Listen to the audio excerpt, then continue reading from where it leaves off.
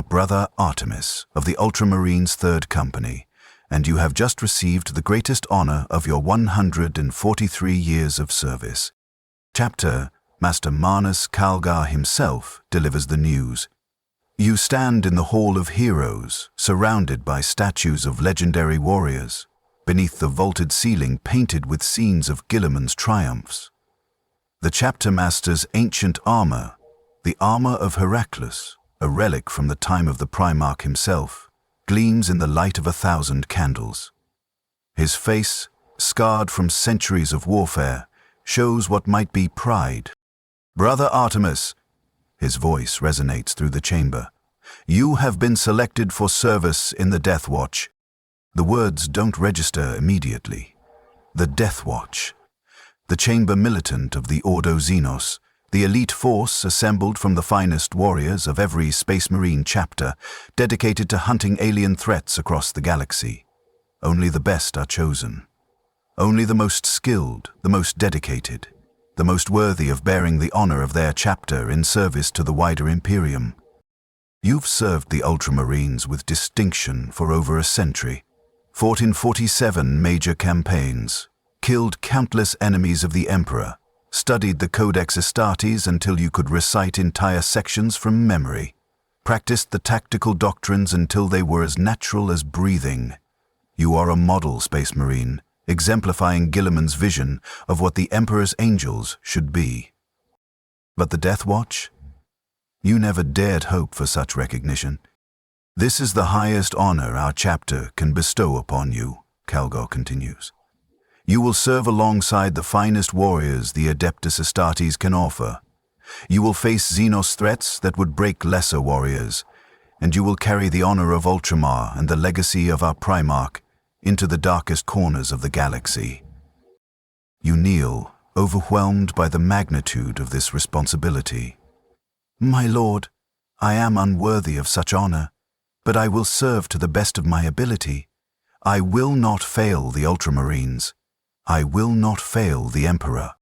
You will not, Kalgar agrees. Your record demonstrates this.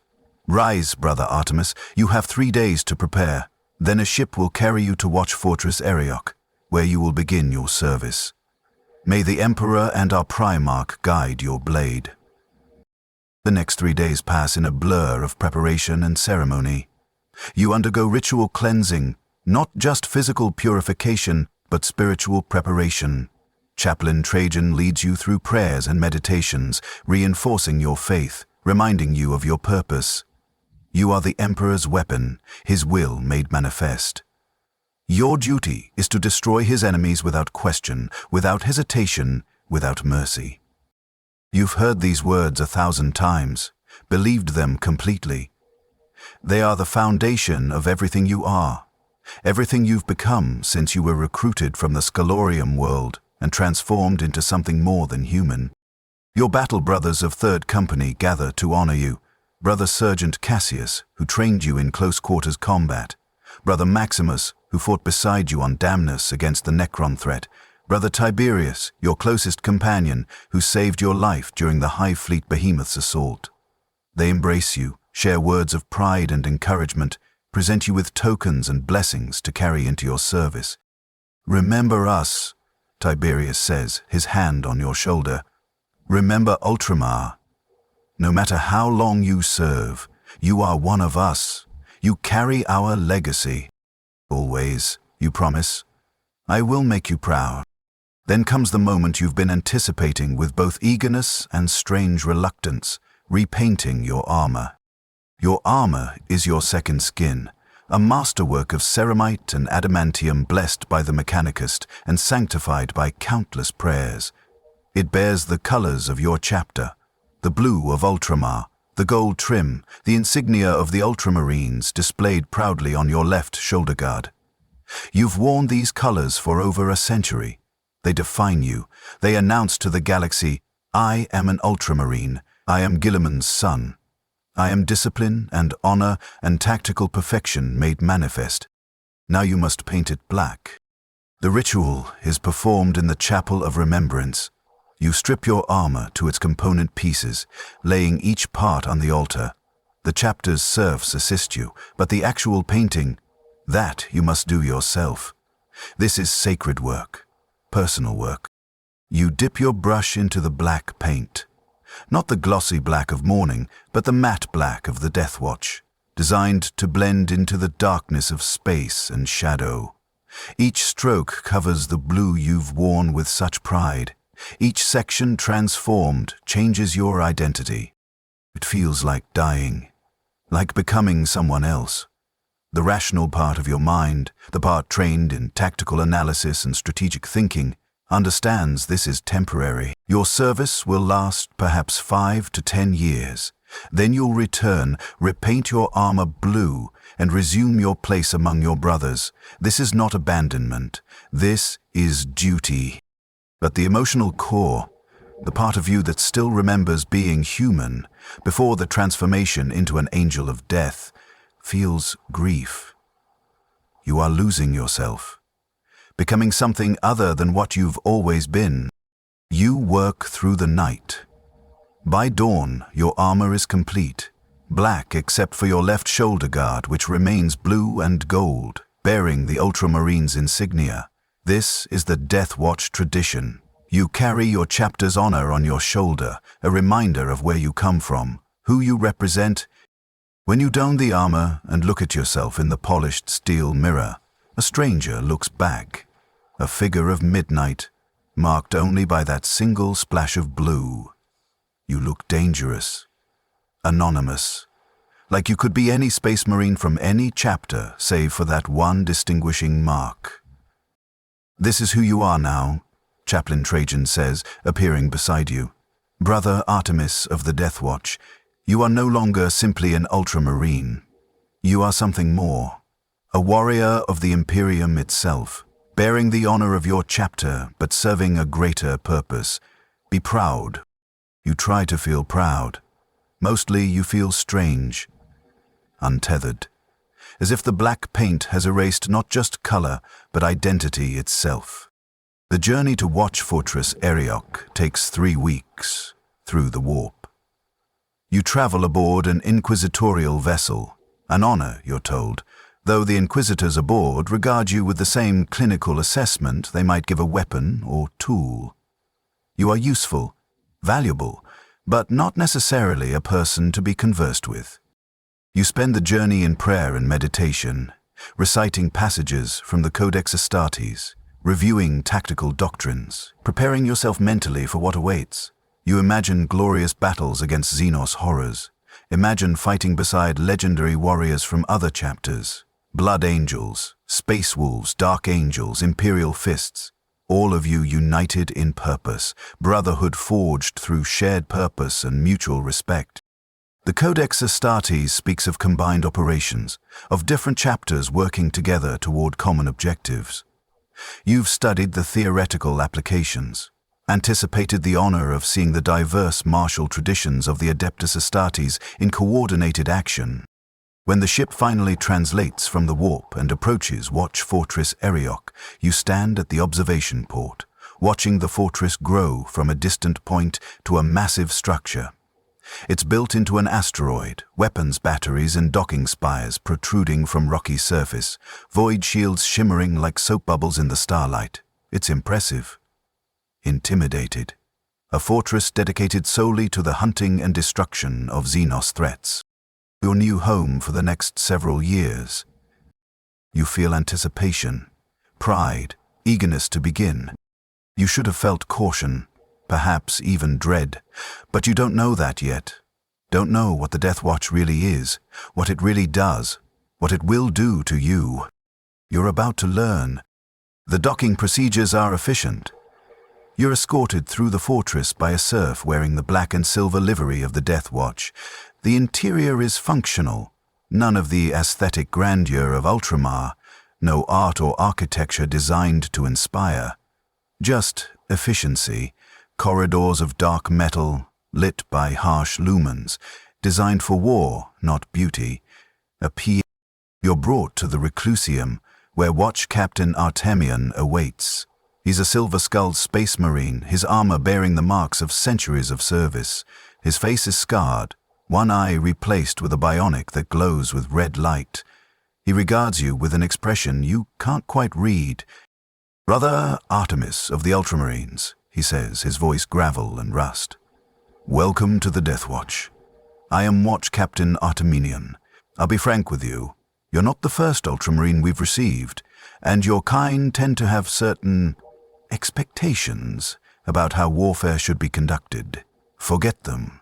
The Codex Astartes is a useful tool, but it was written for standard warfare. We don't fight standard wars here. We fight Xenos, and Xenos don't follow the Codex." You bristle slightly at the dismissive tone toward Gilliman's masterwork, but you maintain discipline. "I understand, Watch Captain. I'm prepared to adapt to the Deathwatch's operational requirements." "Good. Because you're about to be tested on that." He activates a hololith, and 5 figures appear.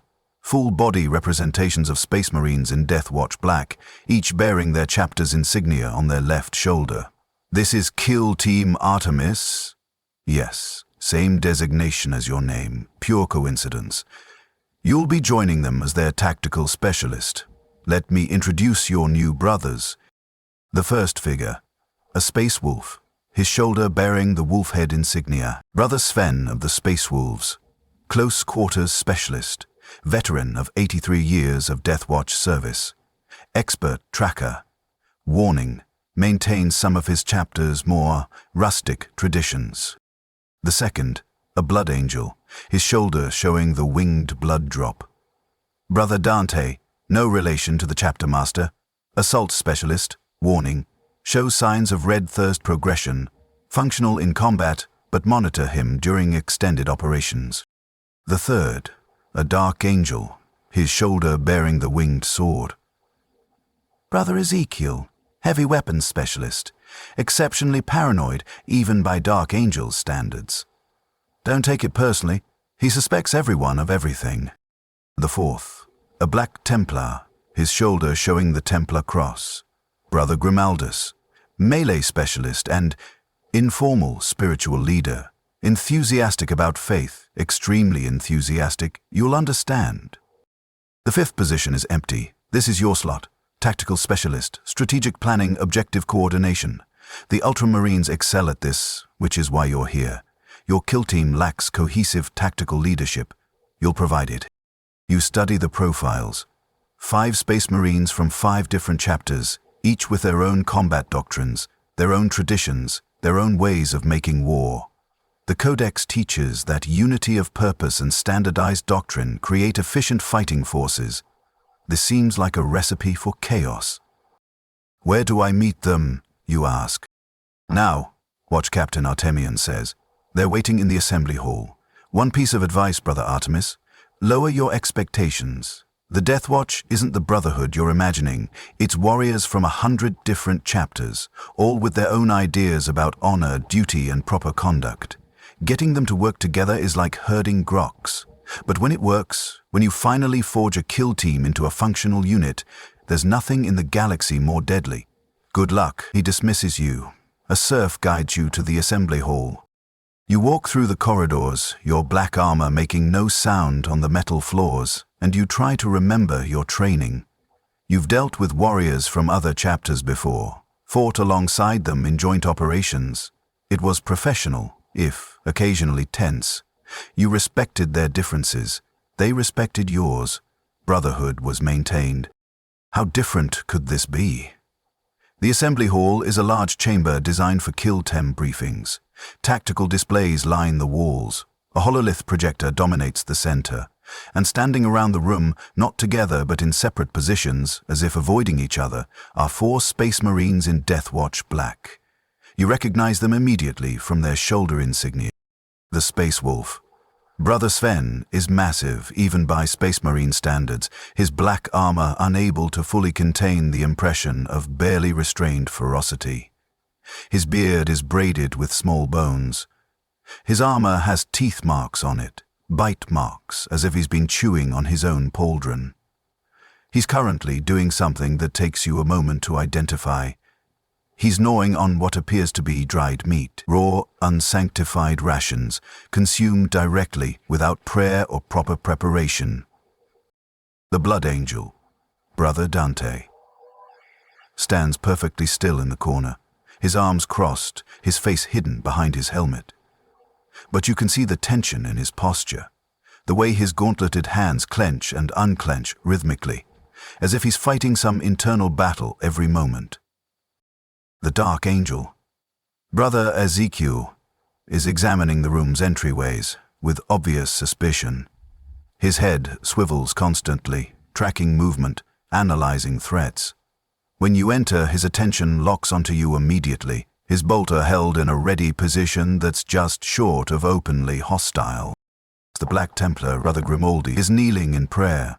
His vox speakers are active, broadcasting his devotions loudly enough that everyone in the room can hear.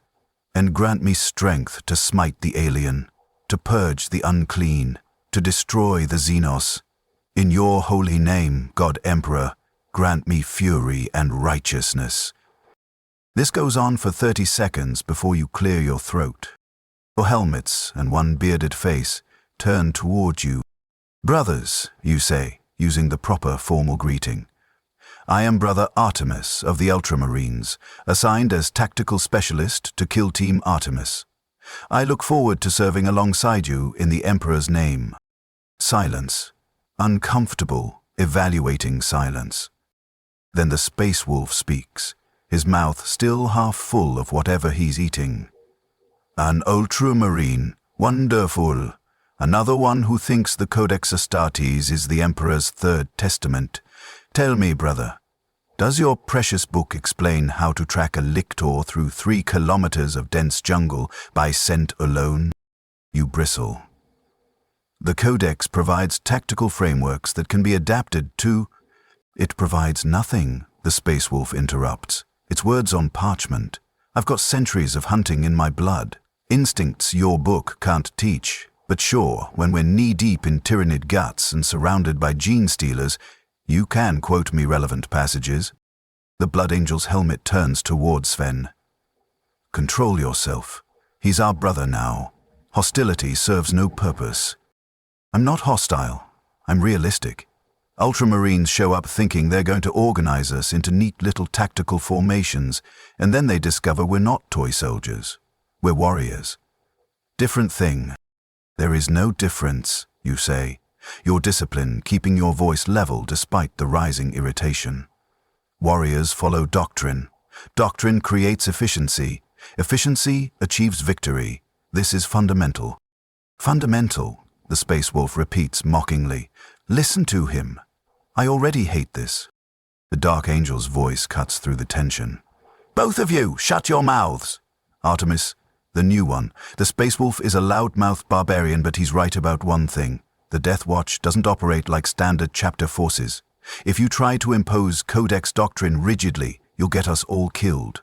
If you can adapt, we'll work together. If you can't, request reassignment now. I don't require reassignment, you say stiffly. I can adapt to operational requirements. We'll see, the Dark Angel responds, returning his attention to monitoring the room's entrances. The Black Templar rises from his prayers, his armor's servos whining. He approaches you, and for a moment you think he's going to offer a proper greeting. Instead, he places both hands on your shoulders and stares directly at your helmet. Brother Artemis, do you love the Emperor? The question is so unexpected, you don't immediately respond. Of course. I serve him with every fiber of my being. Good. Love is what matters. Not tactics, not doctrine, not your precious codex. Love of the God Emperor, expressed through the slaughter of his enemies. When we fight, I need to know you'll kill with righteous fury, not calculated precision. Can you do that? I kill efficiently. That serves the Emperor better than mindless fury. The Black Templar releases you, shaking his head. Mindless fury. He thinks faith is mindless. Brother, you have much to learn. He returns to his prayers, volume increasing. Cleanse the unclean, destroy the Xenos, purge the alien taint from your galaxy. The Space Wolf is laughing. Actually laughing. Oh, this is going to be entertaining. An ultramarine trying to bring order to this pack of misfits. I give it 3 days before he requests reassignment. I will not. Save it, the Blood Angel interrupts, his voice tight with strain. We have our first mission briefing in 1 hour. Suggest you prepare yourself mentally, because whatever you think the Deathwatch is, whatever glory you're expecting, you're wrong. The Deathwatch is where the Imperium sends its problems that can't be solved cleanly. The missions that don't have heroes, only survivors. You'll understand soon enough. He walks past you toward the exit, and as he does, you smell it. Blood. Fresh blood. Coming from inside his armor. He's wounded. Or he's wounded himself. Or, no. The red thirst. He's feeding it somehow, keeping it barely controlled. The realization is disturbing. The Space Wolf finishes his rations and belches. Welcome to the team, Ultramarine. Try not to die on the first mission. I've got wagers riding on how long you last. He leaves as well. Then the Dark Angel, still watching you with obvious suspicion. Then the Black Templar, his prayers echoing through the corridor. You're alone in the assembly hall. Your first meeting with your kill team. The warriors you'll trust with your life, who'll trust you with theirs. The brotherhood you expected, that was nothing like brotherhood. That was barely controlled hostility, suspicion, and mockery. You think, I can fix this. I can bring order to this chaos. I can prove the value of discipline and doctrine. I can make this work. You still believe this is the highest honor of your career. Still believe you're blessed to serve here. Give it time. That belief will die. Like so many other things, the Deathwatch will kill inside you. But you don't know that yet. The briefing room is cold. Not physically. The temperature is regulated perfectly, but atmospherically. The 5 of you stand around the hololith while Watch Captain Artemion delivers your mission parameters. You're trying to focus on the tactical data, but you're hyper-aware of your kill team's positioning. The Space Wolf, Brother Sven, stands too close, violating the personal space protocols outlined in the Codex. His smell is overwhelming, even through your armor's filtration systems. Wet fur and something organic you can't identify. It's distracting. The Blood Angel, Brother Dante, hasn't stopped moving. He shifts weight constantly, his hands clenching and unclenching, the signs of barely controlled violence. You've read about the red thirst, but never witnessed it. The reality is unsettling. The Dark Angel has positioned himself where he can observe everyone. His weapons are powered down, but ready, as if he expects betrayal from his own team. The Black Templar, Brother Grimoldus, keeps murmuring prayers, low enough not to disrupt the briefing, but loud enough to be constantly audible, a background of fervent devotion that never stops. And you're trying to analyze tactical data while surrounded by this controlled chaos. Space Hulk designate Emperor's Grace. Watch Captain Artemion continues, the hololith showing a massive, irregular structure. Emerged from the warp 3 days ago in the Jericho Reach. Preliminary auger scans indicate gene stealer infestation. Your mission, board the Hulk, conduct reconnaissance, confirm Xenos presence and numbers. Establish viable purification strategy. Simple extermination, you ask, analyzing the Hulk's structure. A standard gene stealer nest is vulnerable to coordinated purge operations. You recommend nothing until you've seen the target, Sven interrupts. Space Hulks aren't textbook environments. Every one is different. Every one is a death trap. You plan once you're inside and have actual intelligence, not before. You bristle. Preliminary tactical planning increases operational efficiency. The Codex specifically outlines. The Codex was written before gene stealers existed in current numbers. Ezekiel cuts in. and it assumes you're fighting on predictable terrain. Space hulks are fused wreckage from dozens or hundreds of ships. The geometry is impossible. The layout makes no sense. You can't plan for it. Then how do we operate effectively? Adaptation, Dante says, his voice strained. We react. We trust our instincts. We move, kill, survive. Planning is secondary to awareness. This goes against everything you've been taught. The Codex emphasizes preparation, intelligence gathering, tactical planning before engagement. These warriors are suggesting you walk into a combat situation without proper planning? It's borderline suicidal. I must respectfully disagree. Without proper tactical framework, Artemis, watch, Captain Artemion interrupts, his voice carrying absolute authority. Your brothers are giving you useful advice. Take it. You're the tactical specialist, yes, but you've never fought on a space hulk before. They have. Listen more, speak less, learn. Understood? You want to argue. Want to insist that tactical doctrine exists for good reasons. But you're not in the Ultramarines anymore. You're in the Deathwatch, and you've been given a direct order by a superior officer. Understood, Watch Captain? Good. You deploy in 6 hours. Dismissed. The preparation is meticulous, despite the lack of detailed planning. Your kill team checks weapons, ammunition, armor systems. Each warrior has their own rituals. Sven sharpens his combat knife with a whetstone, the scraping sound echoing through the armory. Dante performs weapon drills, his movements aggressive and barely controlled. Ezekiel triple-checks every piece of equipment, paranoid about failure. Grimaldus prays over each magazine, each power cell, blessing the ammunition. You perform standard pre-combat checks outlined in the Codex Astartes. Everything is functional, optimal, ready. But you feel unprepared. You're about to walk into a combat environment with no detailed tactical plan, alongside warriors who don't follow doctrine, don't coordinate properly, barely seem to tolerate each other's presence. This is not how Space Marines are supposed to operate. First time, Dante asks, approaching you while you're checking your bolter's firing mechanism. First time. First real Deathwatch mission. I can tell. You're too rigid, too certain. You think this will be like chapter operations, just with different colors of armor. It's combat. The fundamentals remain the same, regardless of... No, Dante interrupts. They don't. Chapter combat is clean. You know who you are, you know who they are. You know your purpose. Deathwatch combat is different. You'll see. He walks away, before you can ask what he means. The Thunderhawk carries you through the void toward the space hulk. Through the viewport, you watch the massive structure grow from a distant shape to an overwhelming presence. It's enormous.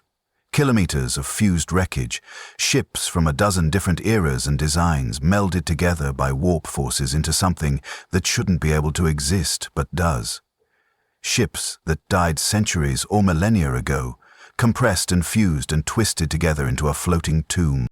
Beautiful, isn't it? Sven says, his tone almost wistful. All that death and destruction, frozen in one place. A monument to the galaxy's brutality. It's a Xenos infestation vector, you respond. Nothing beautiful about it. You don't see beauty in violence.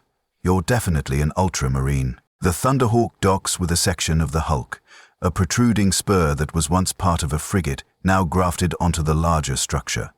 The boarding ramp extends and the 5 of you advance into darkness.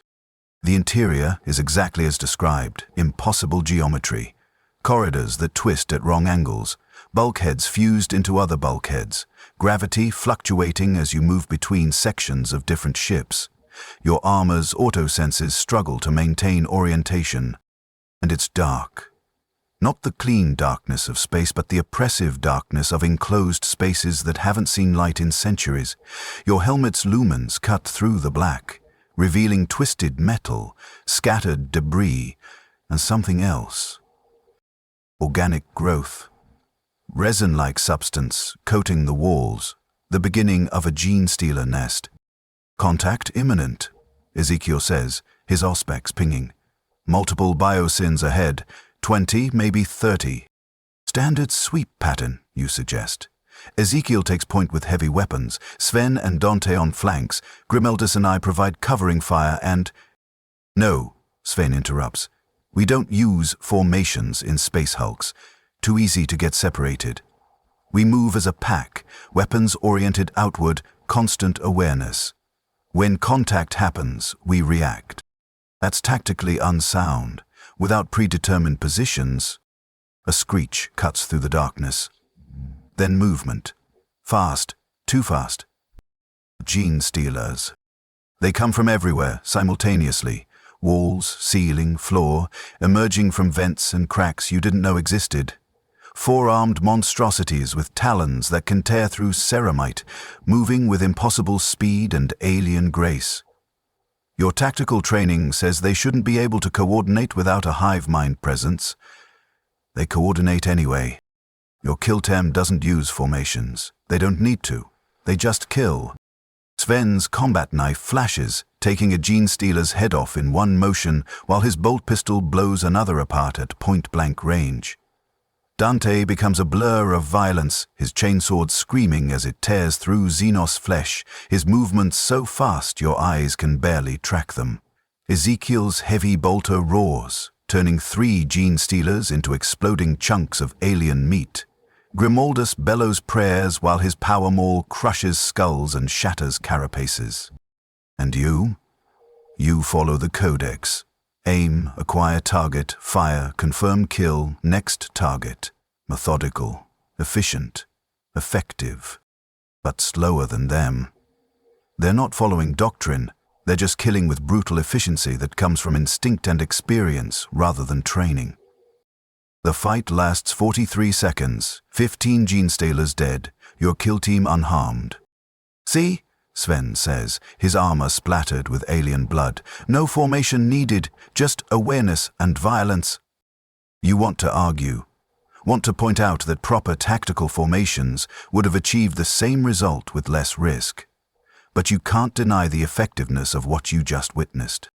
Moving forward, Ezekiel says, already scanning for the next threat. You advance deeper into the hulk. The corridors become worse. More organic growth, more evidence of gene stealer occupation. And then you find the first body. Human. Male. Dressed in civilian clothing. Dead for perhaps a few days based on decomposition.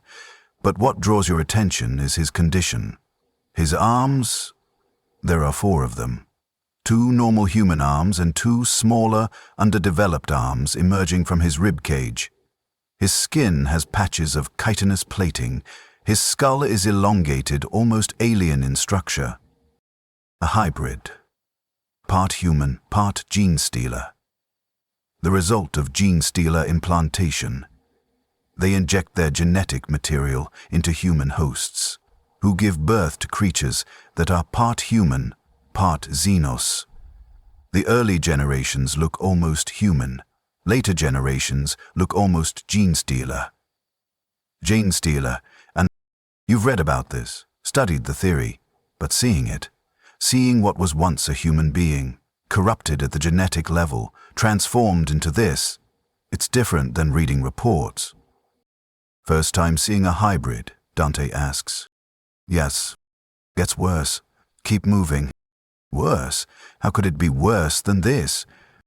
You find out 3 corridors later. A chamber, larger space, possibly an old cargo bay, and inside, children, human children. Ages ranging from perhaps 6 to 12 standard years, except they're not entirely human. Multiple arms, chitinous growths, elongated skulls, their eyes reflecting your lumens with an alien gleam. They're huddled together, terrified by your presence. One of them, a girl, maybe 9 years old, with 4 arms and patches of carapace on her face, steps forward. She's trembling, and she speaks. Please don't hurt us. We didn't do anything wrong. We were born like this. Please. Your training says these are Xenos, corrupted beyond salvation. Gene stealer genetic material means they're vectors for further infestation. They must be purged, no exceptions, no mercy. Your training says this, the Codex Astartes says this, everything you've been taught says this. But they're children, looking at you with human eyes, speaking Gothic, begging for their lives. Artemis, Grimalda says, his voice hard, they're compromised. You know what must be done. They're children, they're Xenos hybrids, living weapons. If they're allowed to survive, they'll spread the infestation further. This is mercy, quick death now, rather than allowing them to become full gene stealers later. They're asking for help. They're asking for what any creature asks for, survival. Doesn't make them human, doesn't make them innocent. Grimaldis raises his bolter. If you can't do this, step aside. I will. Everything you are rebels against this.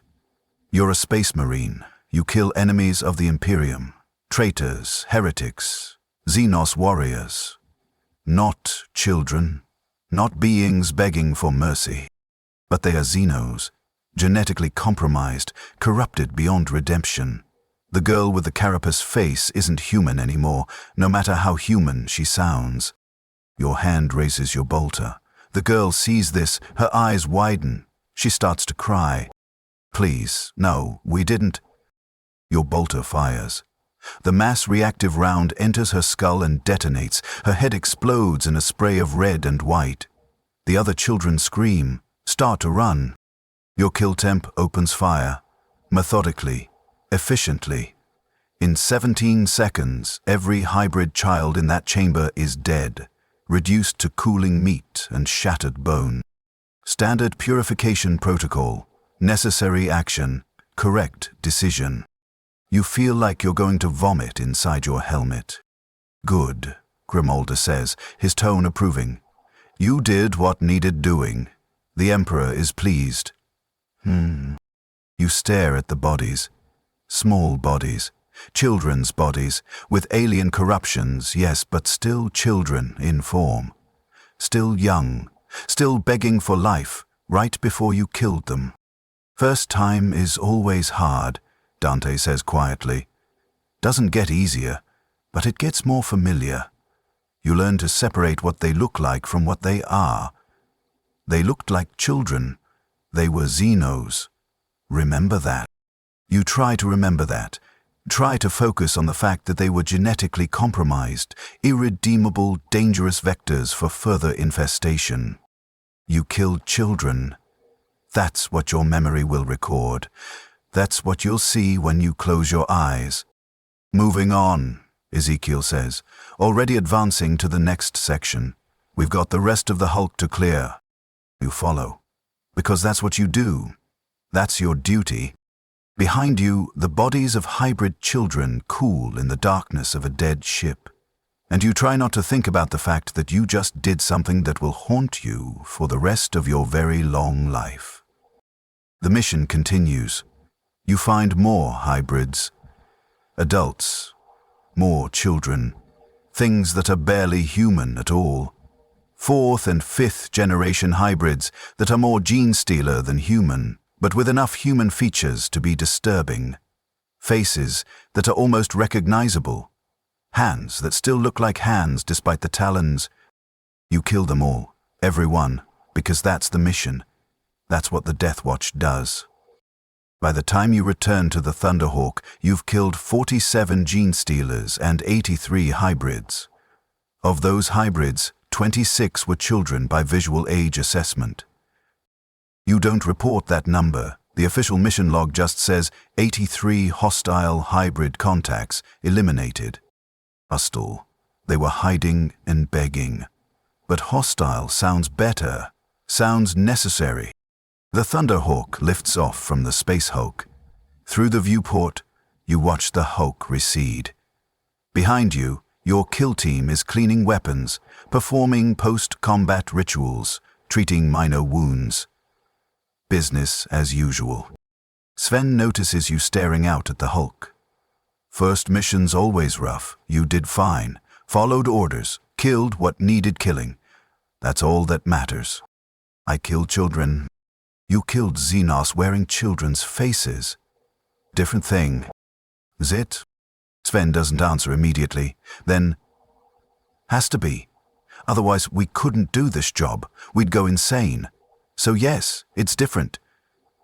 You killed Xenos. Remember that. Don't think about the other thing. Don't think about it. That's his advice. Don't think about the children's faces, the screaming, the way they begged. Just don't think about it. You try. You spend the return flight trying not to think about it. You fail completely. Back at Watch Fortress Eriok, you undergo the standard post-mission protocols. Equipment check, medical scan, debriefing. Watch Captain Artemion reviews your mission logs and nods approvingly. Efficient purge. Total elimination of infestation vector. Well done, Kill Team Artemis. Your next mission brief will be in 3 days. Dismissed. Dismissed. You return to your quarters. Your cell is small, functional, identical to thousands of other cells throughout the fortress. A cot. A shrine to the Emperor. An armor maintenance station. Nothing personal. Nothing that marks this space as yours, rather than any other Deathwatch warriors. You try to pray. Try to find comfort in faith, in the certainty that you served the Emperor's will, that your actions were righteous and necessary. The words feel empty, hollow. You see the girl's face. 4 arms.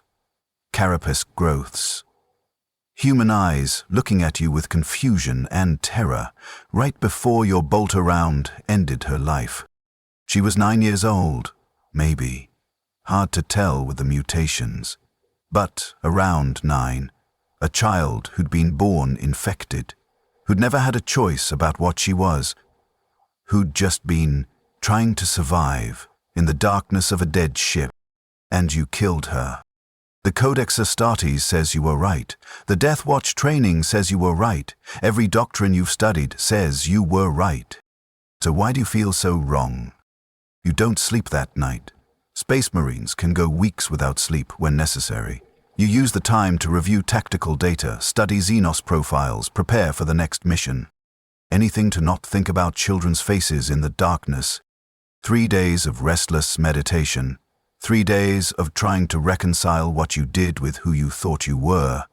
3 days of your kill team members occasionally checking on you, offering advice that ranges from helpful to disturbing. Dante. The red thirst is easier in some ways. When the rage takes me, I don't think. I just kill. Maybe you should stop thinking so much. Ezekiel, you're struggling with moral certainty. Good. That means you're not a mindless fanatic. But don't let doubt paralyze you. The galaxy is worse than you imagine. Act anyway. Grimoldis. Faith is the answer. Trust that the Emperor guides your hand. If you kill them, they deserve death.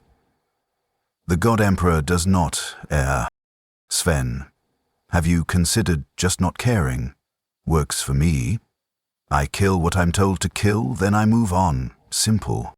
None of their advice helps, but their efforts, their awkward, dysfunctional efforts at helping you process your first real Deathwatch mission, creates something unexpected. The beginnings of actual camaraderie. You're not friends, not exactly, but you're teammates who've bled together. That means something. The next mission brief arrives exactly on schedule. Watch Captain Artemion's hololithic briefing shows a different kind of threat this time. Not a space hulk, not a simple extermination, something more complex. Tau expansion fleet approaching the Orpheus sector, Artemion explains. The hololith shows multiple Tau vessels in standard exploration formation. They're moving toward Imperial World Kalia's Hope. Population 6 million. Strategic value minimal. Economic value moderate. The Tau have transmitted diplomatic overtures offering peaceful integration into the greater good. Standard Tau propaganda. Standard response, you ask? Fleet interdiction? Planetary defense coordination? Negative. The Imperial Navy can't reach Kalia's Hope in time. By the time Guard reinforcements arrive, The Tau will have established ground presence. Your mission: covert boarding operation on the Tau flagship. Eliminate command structure. Create sufficient chaos to delay their expansion while Imperial forces mobilize. Secondary objective: intelligence gathering on Tau tactical doctrine. It's an assassination mission. Covert insertion. Targeted killings, extraction. The Codex Astartes has entire sections on such operations. You've studied them extensively. This is something you can plan for properly. I recommend a three-phase approach. You begin, your tactical mind engaging fully. Initial insertion via boarding torpedoes, targeting sections with minimal defensive coverage. Rapid advance to command deck, eliminating resistance. Secure the ship's bridge and execute command staff. Withdrawal via... Artemis, Artemion interrupts. The situation is more complicated than standard shipboarding.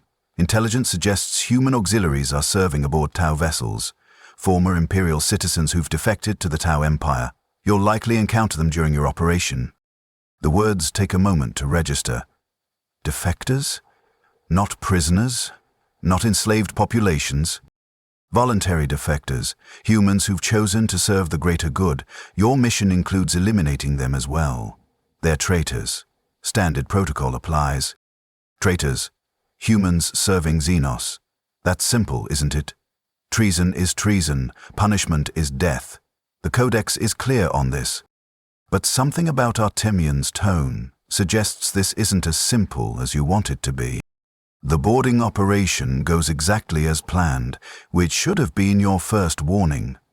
Tau ships are sophisticated, their technology advanced, but they're not prepared for a Space Marine boarding action. Why would they be? Space Marines rarely involve themselves in low-intensity expansion conflicts. Your Kiltem cuts through the ship's hull with melter charges, advances through corridors designed for beings smaller than humans, destroys fire warrior teams with brutal efficiency. The Tau fight with courage but not effectiveness against warriors in power armor. Their pulse weapons are dangerous to normal humans. Against Space Marines, annoying at best. You're making excellent progress toward the command deck when you encounter the first human auxiliaries. They're wearing Tau combat armor. Sleeker than Imperial Guard flak armor. More sophisticated, with integrated targeting systems and communication equipment that looks decades ahead of standard Imperial issue. They're carrying pulse rifles. And they're positioned in defensive formation, protecting a Tau command node. They see you. 5 Space Marines in Deathwatch black, covered in Tau blood, weapons hot, advancing toward their position. They should run. Ordinary humans can't stand against Space Marines. They should recognize the impossibility of victory and flee, or surrender. They open fire instead. Disciplined, coordinated, laying down covering fire while falling back in good order. Fighting like soldiers, not panicked civilians. Traitors, Grimaldus snarls. Corrupted by Xenos' lies. Show them the Emperor's justice. Your Kiltem advances. The human auxiliary's pulse fire barely scratches your armor. This isn't a fight. It's an execution waiting to happen. One of them, a woman based on her voice, shouts something in Gothic as you approach. Fall back, fall back. They're too strong. Gothic, your language. She's Imperial, was Imperial, human. Your bolter sight centers on her. One trigger pull. That's all it takes. She's a traitor to the Imperium. Chose Xenos over the Emperor. Deserves death. Your finger hesitates. Sven doesn't hesitate. His bolt pistol roars. The woman's torso explodes. Her squad mates scatter. Your Kiltem pursues, killing them methodically, efficiently. In 20 seconds, 8 human auxiliaries are dead or dying. You advance past their bodies. One is still alive, gut shot, bleeding out.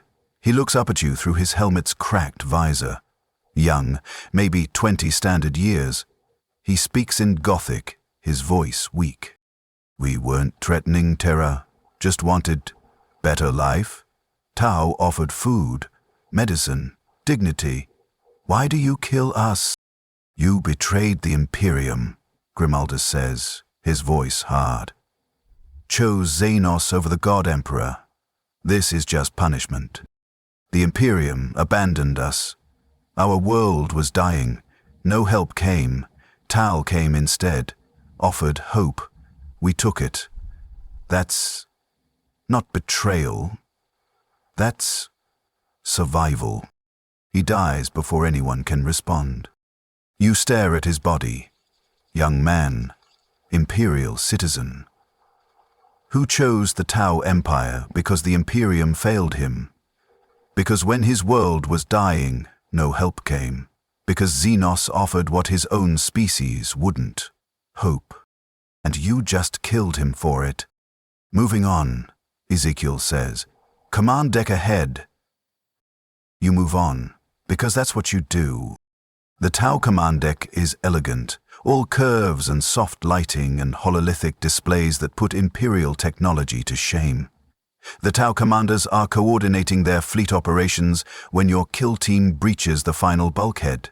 They react with predictable horror. These are not fire warriors. These are administrators, planners, scientists. Not soldiers. They die anyway. Your kill team doesn't discriminate. The mission is to eliminate command structure. That means everyone here. But before the killing starts, before Grimaldas's power maul crushes the first ethereal's skull, you see something that stops you. Sacy pointed the fingernail, and the hololithic displays. They're showing Kalia's hope, the Imperial world the Tau were approaching, and they're showing the Tau's plan. Not invasion, integration. The displays show infrastructure improvements, new medical facilities, water purification systems, agricultural enhancements, power generation upgrades. The Tau were going to offer Kalia's hope genuine improvements to their quality of life in exchange for joining the greater good. And the humans would have accepted. You can see it in the data. Kalia's hope is a low-tier agri-world.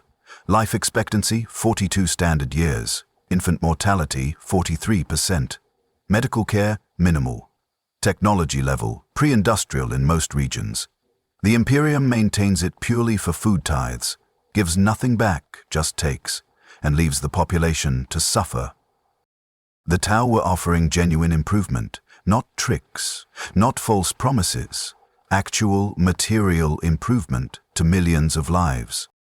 And you're here to stop that, to kill everyone in this room, to delay the Tau long enough for Imperial forces to arrive and ensure Kalia's hope remains in the Imperium, remains suffering, remains dying young and burying their children and tithing their food while receiving nothing in return. Artemis, Dante says, focus, complete the mission. Right, the mission. Kill the Tau command staff, eliminate the threat to Imperial sovereignty, ensure the Tau expansion is delayed. You raise your bolter. Aim at the ethereal, who's staring at you with what looks like sad understanding, as if he knows what you're about to do, knows why, and pities you for it. Your bolter fires, his head explodes, your kill team opens fire, everyone in the command deck dies, mission accomplished. The withdrawal is complicated by Tau reinforcements, fire warrior teams and crisis suits converging on your position. You fight through them, Sven taking a plasma blast that cracks his pauldron, Dante tearing through Tau warriors with barely controlled violence, Ezekiel's heavy bolter holding corridors while your team retreats. You encounter more human auxiliaries during the withdrawal. They fight to protect their Tau comrades. Fight with genuine conviction. You kill them all. Orders are orders. One of them, an older man, maybe 50, wearing officer insignia on his Tau armor, manages to wound Grimaldus with a lucky pulse shot before Grimaldus crushes his skull. As the man dies, you see his face through his shattered helmet. He has tattoos, Imperial Guard regimental tattoos, Cadian symbols. This man was Imperial Guard once, served the Imperium, then chose the Tau. Cadian, you say, staring at the tattoo. Traitor Cadian, Grimaldus corrects. No different from any other traitor, deserves no more consideration. But you keep thinking about it during the extraction. Acadian guardsman. The Cadians were legendary, loyal unto death. If Acadian chose the Tau over the Imperium, why? What would make a warrior from the most loyal regiment in the Imperial Guard defect to Xenos? The answer is obvious, isn't it? The same reason that young man gave before he died. The Imperium failed them, and the Tau didn't. Back at Watch Fortress Ariok, the mission is recorded as a complete success. Tau command structure eliminated. Expansion delayed by an estimated 6 months. Intelligence gathered on Tau ship design and tactical doctrine. Minimal casualties. Sven's armor damage and Grimaldus's minor wound both easily repaired and treated. Watch Captain Artemion commends your team. Efficient operation. The Orpheus sector is secure for now. The Imperial Navy will arrive in 3 months to properly fortify Kalia's Hope. Your actions bought the time necessary. Well done. You should feel pride. You completed a successful mission, saved an Imperial world from Xenos influence, served the Emperor faithfully. You feel nothing. That night, you can't even attempt prayer. The words won't come. You keep seeing the hololithic displays, the Tau's plans for Kalia's Hope, medical facilities, water purification, agricultural improvements, things that would have saved thousands of lives, tens of thousands over time.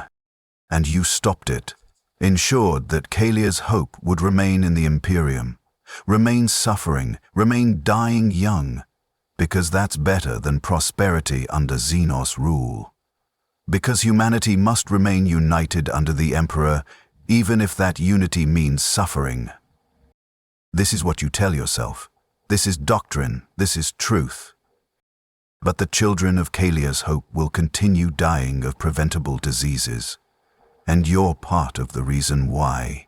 You chose imperial sovereignty over human welfare, chose ideology over lives. The Codex Astartes says you were right. The Imperium's doctrine says you were right. Everything you've been taught says you were right. So why does it feel so wrong? Ezekiel finds you in the chapel 3 days later. You're not praying, just sitting, staring at the aquila above the altar, trying to find meaning in the symbol. You're struggling, Ezekiel says. It's not a question. I'm fine. You're not. You're questioning, doubting, wondering if what we do is right. He sits beside you. Unusual for the paranoid Dark Angel. This is why the Deathwatch exists. To hunt Xenos. No. That's what they tell people. The real reason? Ezekiel's voice drops lower. The Deathwatch sees what others can't know. We operate in the gray areas. The places where the Imperium's moral certainty breaks down. We do the things that can't be spoken of, and then we carry those secrets forever. The Tau would have improved millions of lives.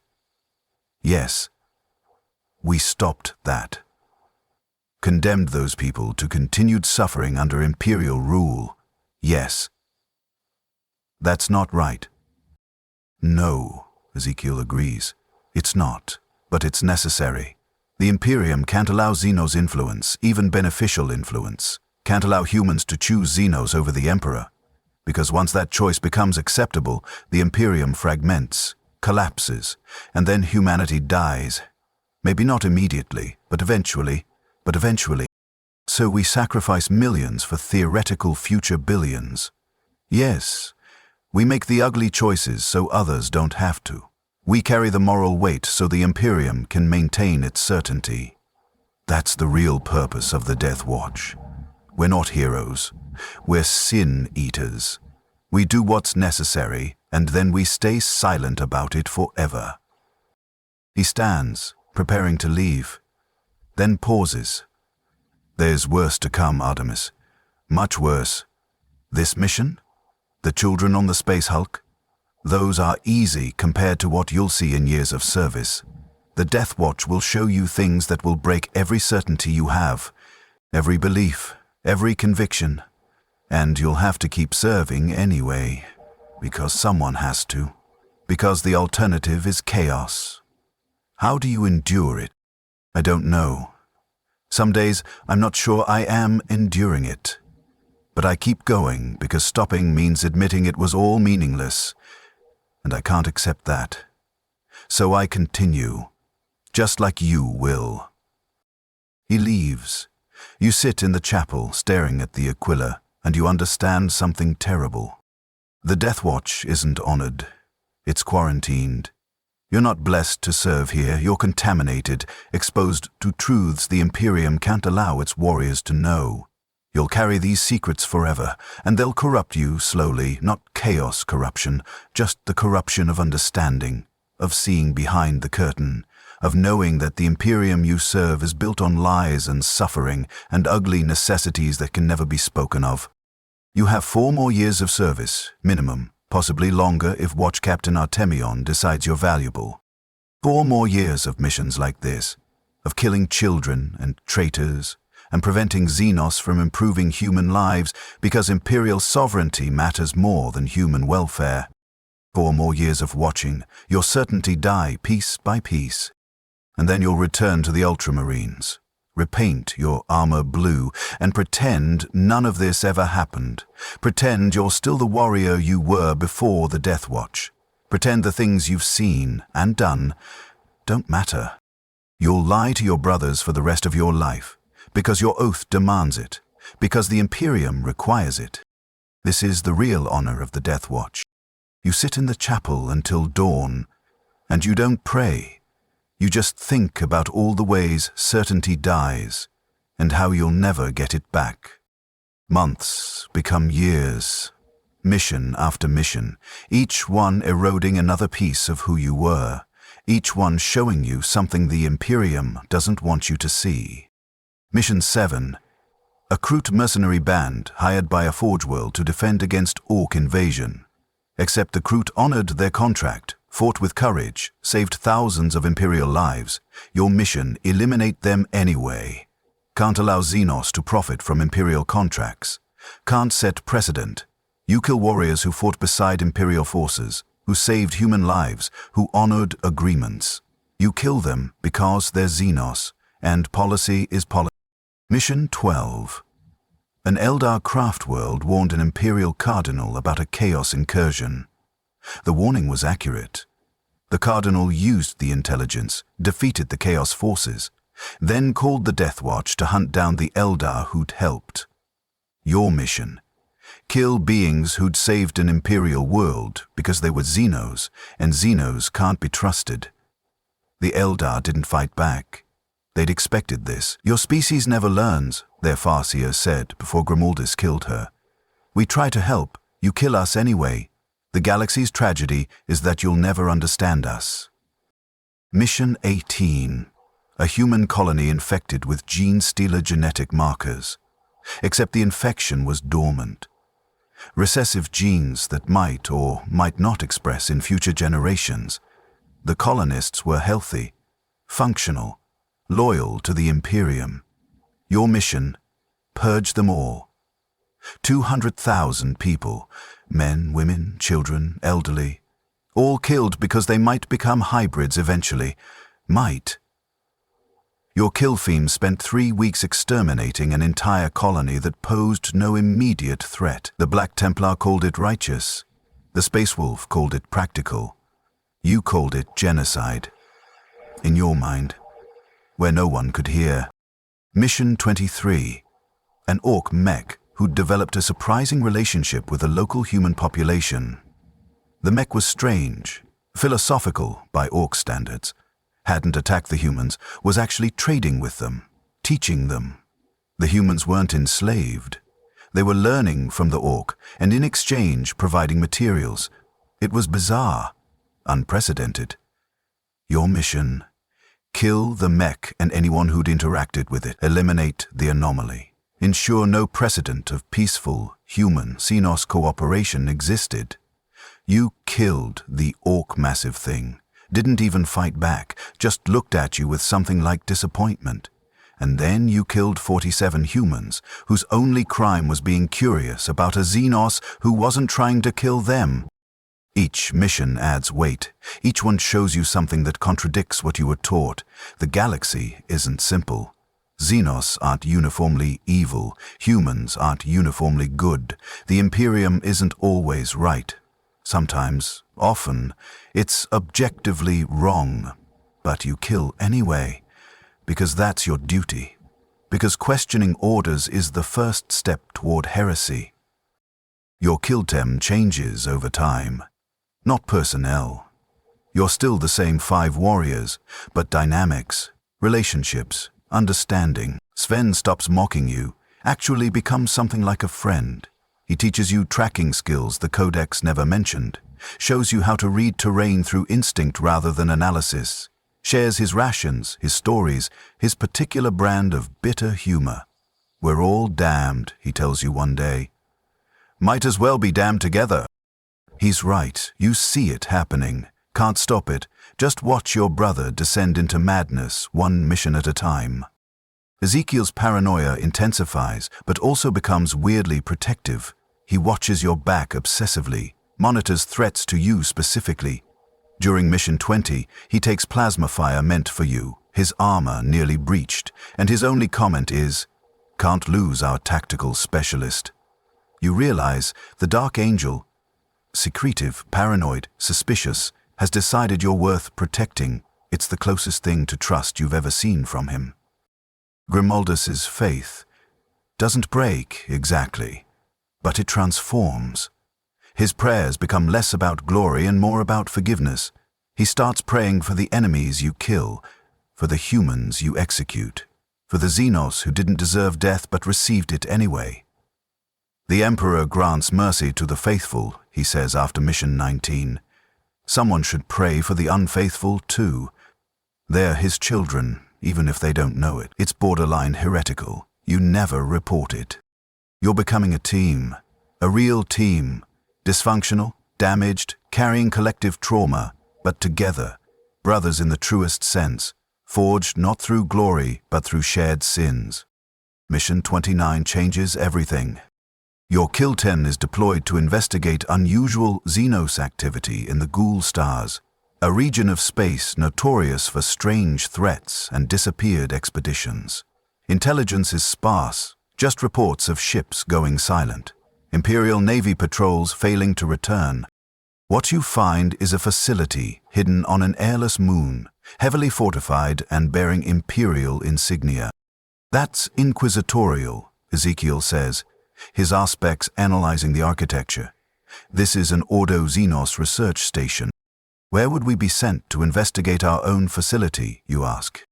Because something went wrong, Dante answers, something they want cleaned up quietly. You breach the facility. The interior is a nightmare. Not from Xenos attack, from research gone catastrophically wrong. Laboratories filled with alien specimens, dissection chambers, genetic engineering equipment, and test subjects. Human test subjects. Vat-grown, genetically modified, experimented on. Some are dead, suspended in tanks, their bodies twisted into impossible configurations. Some are alive, if you can call it that, screaming, begging, in pain that's lasted Emperor knows how long. The Inquisition was conducting experiments, Ezekiel says, his voice tight, trying to create human Xenos hybrids under controlled conditions, trying to weaponize Xenos genetics. That's heresy, Grimaldus says, but he doesn't sound certain. Sounds like he's trying to convince himself. That's research, Sven counters. Know your enemy, understand Xenos biology, use it against them. Logical, monstrous, but logical. You move deeper into the facility, find records, data logs, detailing decades of experiments. Humans kidnapped from low-tier worlds, places where disappearances wouldn't be noticed, used as test subjects, infected with gene-stealer genetics, tyrannid biological matter, Kroot DNA. trying to create controllable hybrids, super soldiers combining human intelligence with Xenos capabilities. The experiments all failed. The hybrids couldn't be controlled, went insane, had to be terminated. But the Inquisition kept trying, kept taking humans, kept experimenting, kept creating suffering in the name of understanding the enemy. Your mission parameters have changed, Watch Captain Artemion's voice crackles over the Vox. Facility is compromised, no survivors. Purge all data, eliminate any witnesses. This facility never existed. Confirm. You understand immediately. The Inquisition's illegal experiments, illegal even by inquisitorial standards, had been discovered. Now, you're the cleanup crew. Destroy the evidence. Kill anyone who knows. Ensure the secret stays buried. Confirmed, Ezekiel responds automatically. But you're staring at the test subjects, living humans, suffering in tanks, begging wordlessly for death. Humans the Imperium kidnapped, tortured, experimented on, then decided to erase completely because their existence was inconvenient. There are survivors in stasis, you say. Facility staff in hibernation pods, subjects in life support. Do we really? We follow orders, Grimordus interrupts, but his voice lacks conviction. Orders to cover up Imperial crimes, you respond. Orders to murder witnesses to the Inquisition's atrocities. These aren't enemies, they're victims. They're loose ends, Sven says quietly. Then we're the scissors. This is what the Deathwatch does, Artemis. We clean up the Imperium's mistakes. Silently, permanently. You set charges throughout the facility. Melter bombs that will vaporize everything. Destroy the data logs, the research, the evidence, and the people. Staff who were just following orders. Test subjects who never asked to be here. All of them will die, because the Imperium can't allow this to be known. Can't admit it conducts experiments that rival chaos in their cruelty. Can't acknowledge it kidnaps its own citizens for research purposes. You prime the last charge. Your Kiltep evacuates to the extraction point. The charges detonate. The facility becomes an expanding sphere of plasma fire. Everyone inside dies instantly. Painlessly, at least. That's something. Mission accomplished, Artemion confirms over the Vox. All records of this deployment are classified Obsidian level. You will never speak of it, you will never reference it, you will never think of it in detail. This is not a request. This is an oath. Confirm. Confirmed, your Kel team responds in unison. Another secret. Another sin. Another piece of truth you'll carry forever and never speak of. The Inquisition conducts experiments on human subjects that would be called heretical if chaos did them. The Imperium kidnaps its own citizens for research. The Ordo Xenos, the organization you serve, sometimes becomes the very monsters it's supposed to fight. And you're the one who covers it up, makes it disappear, ensures no one will ever know.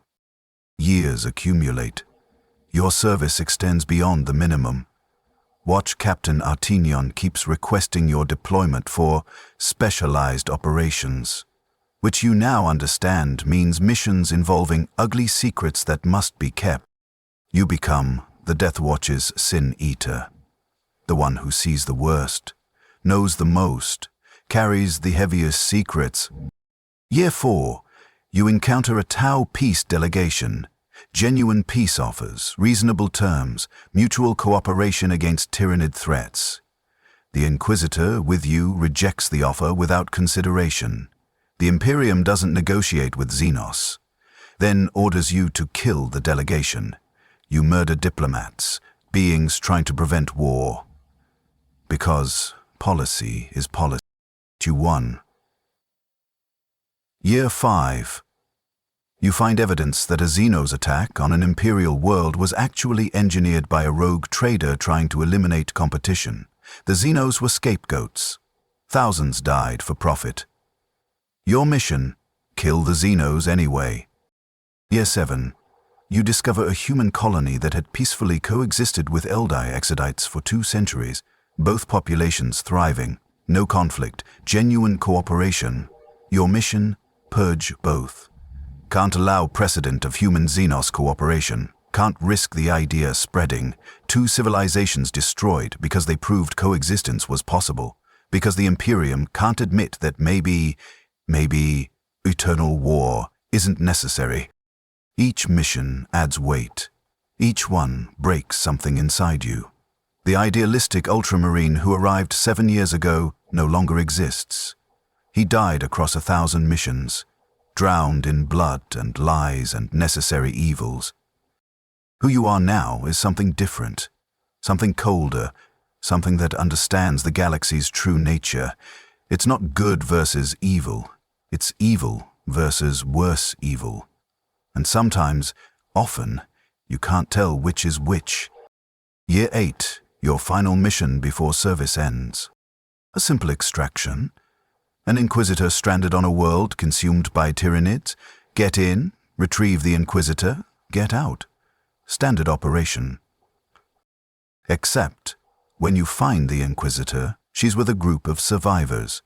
37 humans, civilians, people who've been surviving against impossible odds, waiting for rescue. Your Thunderhawk has space for your kill temp and 1 passenger. The Inquisitor. What about them, you ask, gesturing to the civilians. Leave them, the Inquisitor responds. No time, no space. They're acceptable losses. Acceptable losses. 37 people. Men, women, children. Who've survived hell, who've earned rescue through sheer determination. Acceptable losses. We could signal for another transport, you suggest, and wait 3 hours for it to arrive while Tyranids close in. Unacceptable risk to primary extraction target. I'm ordering you, we leave now. You look at your kill team. Sven's face is expressionless. Dante won't meet your eyes. Ezekiel is checking his ammunition. Grimaldus is praying quietly. You look at the civilians. They understand. They can see it in your body language. They're not coming. They're being left to die. A young girl, maybe 10 years old, steps forward. Please, don't leave us, please. She reminds you of the girl on the Space Hulk, the hybrid with 4 arms and carapace growths, the one who begged before you killed her. Except this girl is fully human, innocent, guilty of nothing except being inconvenient. I'm sorry, you say, and you mean it. There's no space. The girl starts crying. The civilians, they don't beg, don't plead. They know it's useless. They just stand there, watching you leave, watching their only hope of survival walk away, because an Inquisitor's life is worth more than theirs. You extract successfully. The Inquisitor thanks you, commends your efficiency, recommends you for continued service. He checked intelligence reports 3 days later. The civilian survivor's location was overrun by Tyranids 6 hours after your extraction. No survivors, all killed. All consumed by the hive mind. Acceptable losses. Your 8 years of Deathwatch service officially ends on a cold morning in Watch Fortress Eriok's Chapel of the Fallen. Watch Captain Artemian conducts the ceremony personally. It's simple, functional, devoid of the pageantry you expected. Brother Artemis of the Ultramarines. Artemian's voice echoes through the chamber. You have served the Deathwatch with distinction for 8 years. Participated in 63 operations, killed over 4,000 Xenos threats and... He pauses, and you know what he's not saying. Eliminated additional threats to Imperial security. Your service has been exemplary. You are hereby released from Deathwatch duty and return to your chapter. Before you depart, you will reaffirm your oath of silence. You kneel. Your Kiltem stands behind you. Sven, Dante, Ezekiel, Grimaldus, your brothers, the only beings in the galaxy who know what you've really done, who've shared your sins.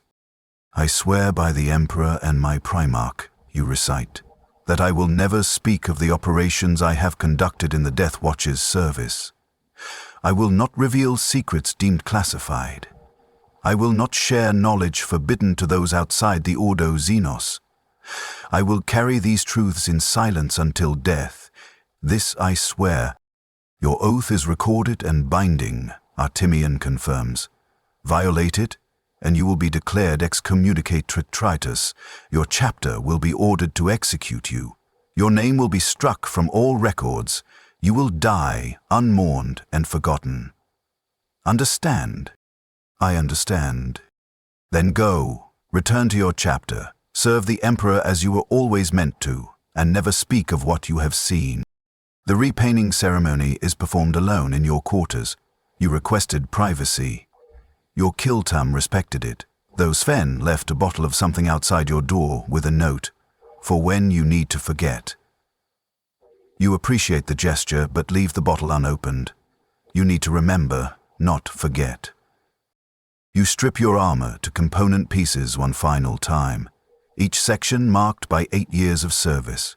Scratches from Xenos claws, burns from plasma fire, dents from impacts, each one a memory, each one a sin. The blue paint is bright, garish almost, after so long wearing black. The color of Ultramar, the color of your chapter, the color of who you used to be. You paint methodically, each brush stroke covering the black, each section transforming from anonymous Deathwatch warrior back to Ultramarine. By dawn, your armor is complete, blue and gold, the colors of Gilliman's sons. Only a small black trim on one shoulder guard remains, the Deathwatch tradition, a reminder of where you served, what you saw. You look at yourself in the polished steel mirror. An Ultramarine looks back. Brother Artemis, returned from honored service, a hero, a veteran of the most elite Xenos hunting force in the Imperium. The face inside the helmet knows the truth. You're not a hero, you're a murderer, a war criminal by any objective measure. You've killed innocents, covered up atrocities, destroyed evidence of Imperial crimes. You've done things that, if known, would damn you forever. But they won't be known. Your oath ensures that. You'll carry these secrets to your grave, however long that takes. The journey back to Ultramar takes 4 weeks. You spend the time trying to remember who you were. Brother Artemis, 3rd Company, Tactical Squad Cassius. A space marine who believed in the Emperor, in the Primarch, in the Codex Astartes. Who thought the galaxy was simple, good versus evil, human versus Xenos, order versus chaos. That Artemis is dead, killed across 8 years of missions that showed him the galaxy's true nature, that showed him the Imperium is built on lies and maintained through atrocities, that showed him there are no good choices, only less terrible ones. You try to resurrect him anyway, practice being him, rehearse responses to questions your brothers will ask, prepare sanitized stories, glorious Xenos hunts, honorable battles, brotherhood forged in combat. All technically true, just missing the parts about murdered children and executed diplomats and covered-up war crimes. You become very good at lying. The Deathwatch taught you that, if nothing else. Ultramar hasn't changed. The same blue skies, the same gleaming cities, the same sense of order and civilization that makes it the envy of the Imperium. You look at it from the approaching shuttle and feel nothing. This place used to mean everything to you. Now, it's just another Imperial world maintained through the same lies and violence as everywhere else. Your brothers of 3rd Company greet you in the Hall of Heroes. The same hall where Chapter Master Calgar gave you the news 8 years ago. They're excited, eager, proud. You returning from the Deathwatch? The highest honor. They want to hear stories, want to learn from your experience, want to celebrate your achievements. Brother Sergeant Cassius embraces you. Brother Artemis, the Deathwatch's gain was our loss, but we're blessed to have you back. You must tell us everything. We've heard rumors of your exploits. A space hulk cleansing? Tau ship boarding actions?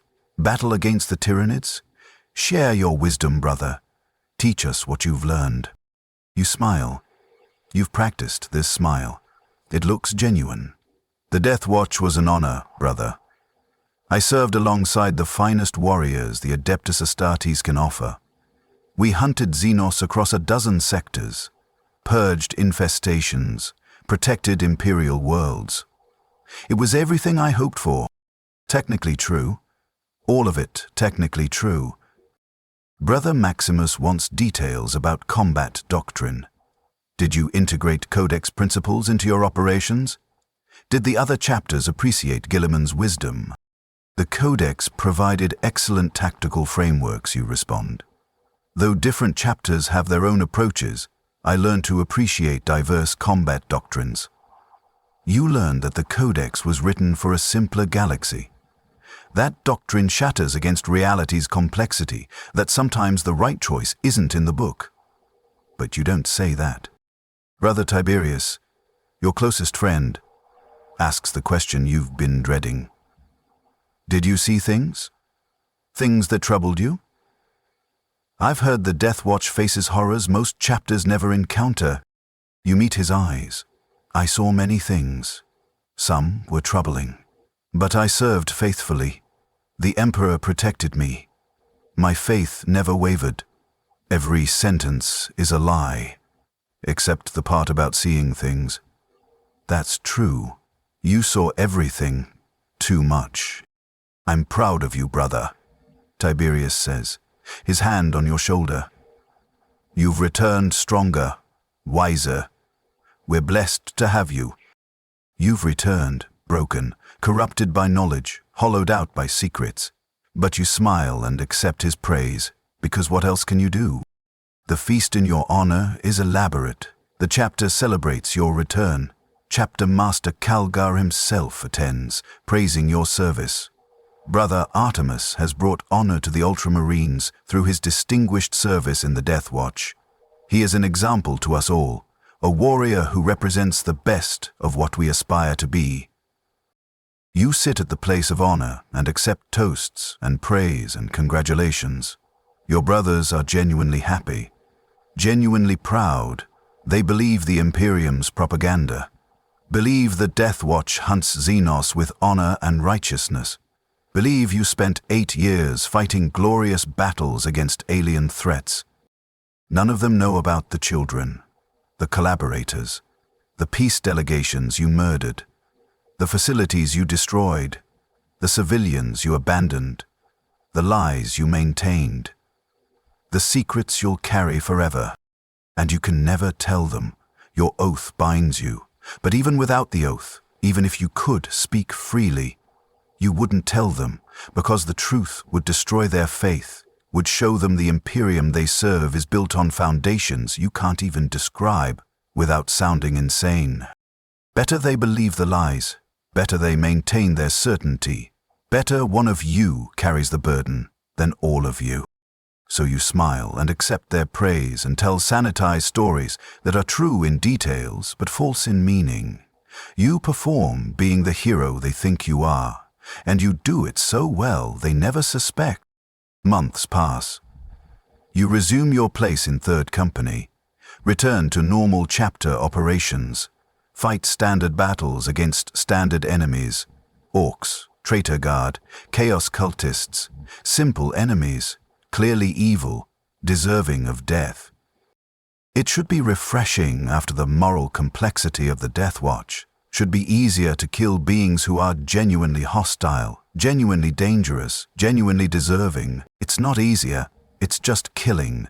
You go through the motions, follow orders, execute missions, perform your duty. But something fundamental is broken inside you. The certainty that makes Space Marines effective, the absolute conviction that your cause is righteous, is gone. You see complexity everywhere now. You question orders, not openly, not even consciously, but the doubt is there, always. During a battle against Orc raiders, you find yourself hesitating. The orc knob in your sights isn't fighting. It's retreating, carrying wounded orcs away from the battle, trying to save its squad. It's still an enemy, still a Xenos, still needs to die. But you remember the orc mech. The one who'd been trading peacefully with humans, who'd shown that maybe orcs could be more than mindless violence. Who died because its existence contradicted Imperial dogma. You kill the Nob anyway, but you hesitate, and, in combat, hesitation kills. Brother Tiberius notices. "Are you well, Artemis? You seem distracted." "I'm fine, just adjusting to chapter operations after years in the Deathwatch. If you need to speak with a chaplain." "I don't. I'm fine." "You're not fine. You're damaged in ways the Ultramarines don't have protocols for. The Deathwatch broke something in you that can't be repaired. But you can't admit that. Can't seek help. Because seeking help means explaining what damaged you, and you can never explain that. So you lie, to Tiberius, to yourself, to everyone.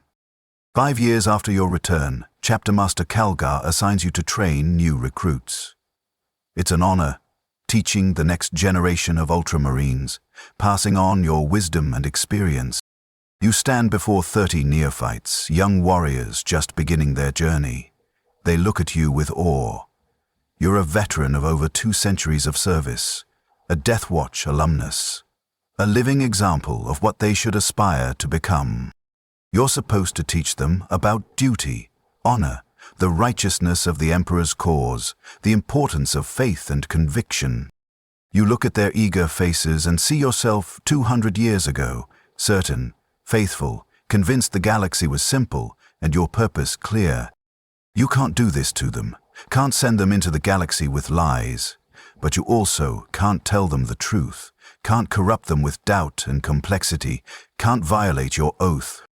So you teach them the Codex Astartes. Standard tactical doctrine, combat techniques, everything the Ultramarines have perfected over 10,000 years. You give them the tools they'll need to survive. And you don't tell them the truth, that everything they believe is a lie, that the Imperium is as much monster as protector, that the Xenos aren't uniformly evil, that the Deathwatch isn't honored service but quarantine, that if they're chosen for it, their certainty will die, and they'll spend the rest of their lives carrying secrets that will slowly poison them. You don't tell them any of that. You just teach them how to kill. 'Cause that's all you can do, all you're allowed to do. Decades pass. The weight doesn't lessen. If anything, it increases. Every mission you conduct now, every enemy you kill, adds to the questions. Every act of faith feels like hypocrisy. Every prayer feels hollow. You're going through the motions of being an Ultramarine, performing the role, but inside you're still in the Deathwatch, still carrying those secrets, still remembering things you wish you could forget. Brother Sven sends occasional messages, brief, coded, just letting you know he's still serving, still seeing things, still carrying the weight. The job continues. Hey, that's all. But it's enough. Someone else understands. Someone else shares the burden. Brother Dante never sends messages. You hear through informal channels that his red thirst finally consumed him during mission 90-something. He fell to the black rage mid-combat, had to be put down by his own kill team, died screaming, died in pain. The Deathwatch killed him slowly across decades of service. Just took that long for the damage to finish the job. Brother Ezekiel sends one message, years after your departure. The secrets don't get lighter, but we endure because the alternative is admitting it was meaningless. You understand completely. She replied, Brother Grimaldus never writes, but you hear he's still serving, still praying, still trying to find faith large enough to encompass all the sins he's committed. You wonder if he's succeeded. You doubt it. Some sins are too large for any faith. You're approaching your 300th year of service when you receive the notification. A new Ultramarine has been selected for the Deathwatch. Brother Lucian, young, idealistic, skilled, everything you were. Chapter. Master Calgar asks you to speak with him, give him advice. Prepare him for what awaits. You meet Brother Lucian in the Hall of Heroes, the same place where you received your notification. He's excited, honored, eager. His armor is being repainted black as you speak. Brother Artemis, he says, his voice full of respect. I'm honored to follow in your footsteps, to serve in the Deathwatch as you did. Do you have any advice for me? You look at him, see yourself, see the certainty you once had, the faith, the conviction that the galaxy was simple and your purpose clear. You want to tell him the truth, want to warn him about what the Deathwatch really is, what it really does, what it will do to him, want to prepare him for the death of certainty, the accumulation of sins, the secrets that will corrupt him slowly. But you can't. Your oath forbids it. And even without the oath, telling him would just make it worse. Better he goes in believing the lies. Better he has a few years of certainty before it all dies. So you lie. One more time, one more sin to add to the collection. The Deathwatch is the highest honor our chapter can bestow, you tell him. You'll serve alongside the finest warriors in the Imperium. You'll face Xenos threats that would break lesser warriors. Trust your training, trust your brothers, trust the Emperor, and when your service ends, return to us with honor. He believes you. Of course he does. Why wouldn't he? You're a veteran, a hero, an example of everything he should aspire to become. He thanks you, leaves to finish his preparations. You watch him go. In 8 years, if he survives, he'll return changed, broken, carrying secrets that will poison him for the rest of his life. He'll stand where you're standing now, lying to the next generation, perpetuating the cycle. This is the true honor of the Deathwatch. Not the glory, not the brotherhood, not the service to the Emperor. The honor is carrying the Imperium's sins in silence until it drives you mad. The honor is knowing the truth and lying about it forever. The honor is surviving with the knowledge that everything you believed was a lie and pretending you still believe it anyway. The honor is dying slowly inside while maintaining the facade of faith for everyone around you. The honor is being contaminated by truth and quarantined from your own brothers because they can't know what you know. You are Brother Artemis of the Ultramarines, veteran of 300 years of service, Deathwatch alumnus, hero of your chapter. And you are dying inside, one day at a time, killed by secrets you can never speak, by knowledge you can never share, by sins you can never confess. You carry the weight in silence, because someone has to, because the Imperium requires it, because your oath demands it. This is what it's really like to be recruited into the Deathwatch. Not glory, not honor, not brotherhood, just slow corruption by truth, and the requirement to smile through it forever. You return to your quarters, kneel before your shrine, try to pray. The words still won't come. After all these years, faith remains hollow, but you go through the motions anyway, because that's all you have left. Motions, performance, the pretense of certainty for a galaxy built on lies.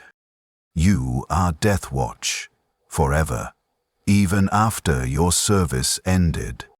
The black paint came off, the secrets never will.